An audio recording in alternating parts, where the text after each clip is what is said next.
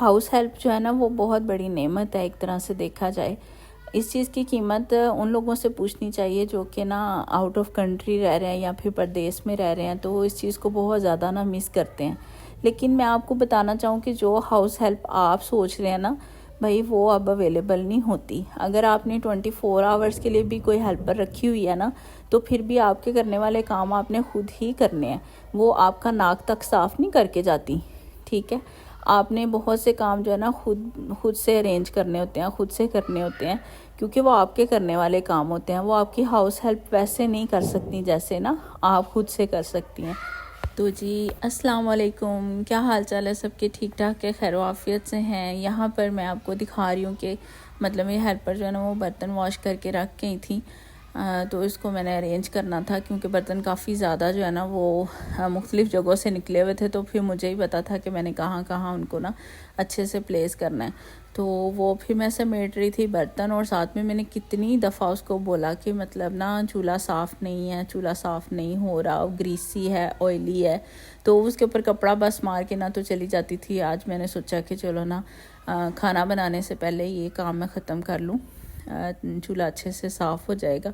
तो आपको भी वो डिसऑर्डर है जो मुझे है, तो फिर आप तो मेरी बातों से मुत्तफिक ही होते होंगे कि ना हाउस हेल्प से काम लेना बहुत मुश्किल है। मुझे तो बहुत मुश्किल लगता है क्योंकि उन्होंने अपनी मर्ज़ी ज़रूर करनी होती है और ब्लंडर ज़रूर वो कोई ना कोई करती हैं, और आखिर में कोई ऐसा काम छोड़ के ज़रूर जाएंगी जो आपको बाद में खुद से करना पड़े। तो कोई बात नहीं है, वो सारा काम तो फिर हेल्पर्स पे नहीं डाला जा सकता। लेकिन ये उन लोगों के लिए मैं वीडियो बना रही हूँ जो कहते हैं कि आपके पास तो जी हाउस हेल्प है, आपको क्या ही काम होंगे। तो ऐसा कुछ नहीं होता भाई, बहुत से काम आपको खुद ही करने पड़ते हैं। जैसे कि मैं डीप क्लीनिंग जो है ना वो हमेशा खुद ही करती हूँ। उनसे कह के करवा भी लेना तो मुझे नहीं मतलब सेटिस्फेक्शन नहीं होती।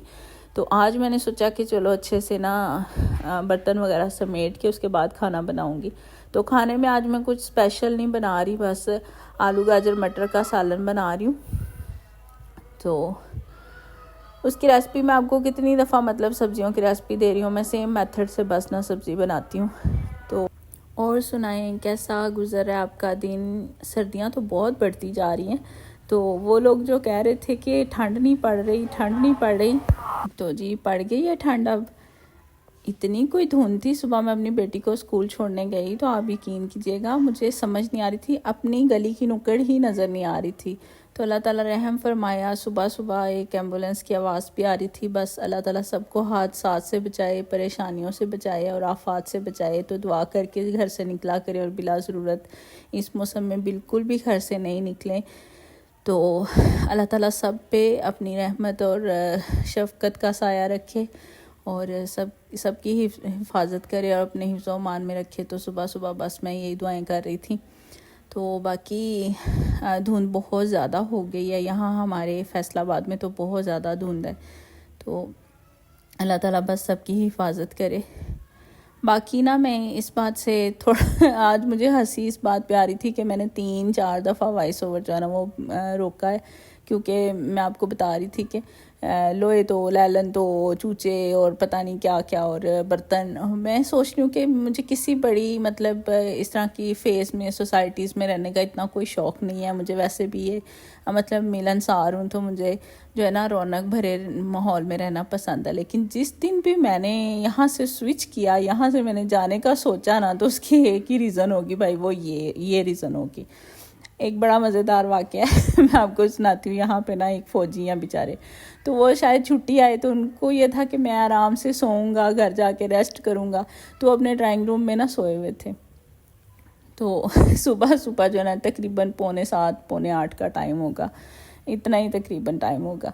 तो वो जी लोहे लैलन वाले साहब आ गए।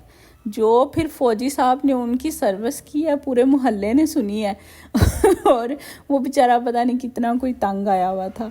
तो बाकी भाई कंफर्ट का तो ये लोग ख्याल करते ही नहीं है। और एक दफ़ा तो इन्होंने मतलब हॉर्न या आवाज़ देनी नहीं है, फिर वो मुसलसल चलता जाएगा चलता जाए। मैं तो बहुत तंग हूँ भाई, बहुत ज़्यादा। और इनका कोई टाइम टेबल भी नहीं है, सुबह से लेकर ना रात 10-11 बजे तक इनका कोई टाइम टेबल नहीं है।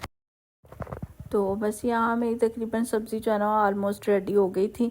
तो हस्बैंड मेरे जो है ना उनके कोई आ गए थे गेस्ट आई थिंक, तो उन्होंने कहा कि 3 कप चाय बना दें जल्दी जल्दी से। और साथ में अहमद साहब ने मुझे को इतना तंग किया हुआ था, आज मैं आपको क्या बताऊं। पता नहीं, मुझे समझ नहीं आती कि ये ना आजकल चल रहा है ट्रेंड ना ये नकली पैसों का।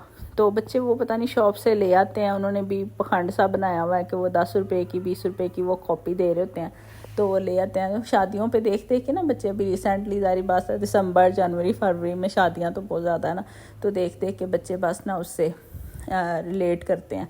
तो मैं यही तो बता रही हूँ कि जो हम अपने बच्चों को दिखाएंगे ना बच्चे वही करेंगे। तो वो बस कहते हैं कि जी हम पैसे लाएंगे और हम फेंकेंगे और शादी करेंगे।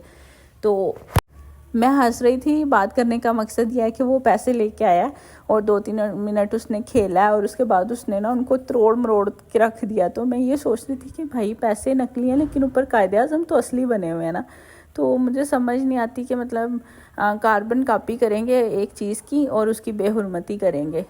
तो असली पैसे तो भाई हम लोग छुपा छुपा के जेबों में रखते हैं, तो ये नकली पैसों में बहुत बेहुरमती होती है।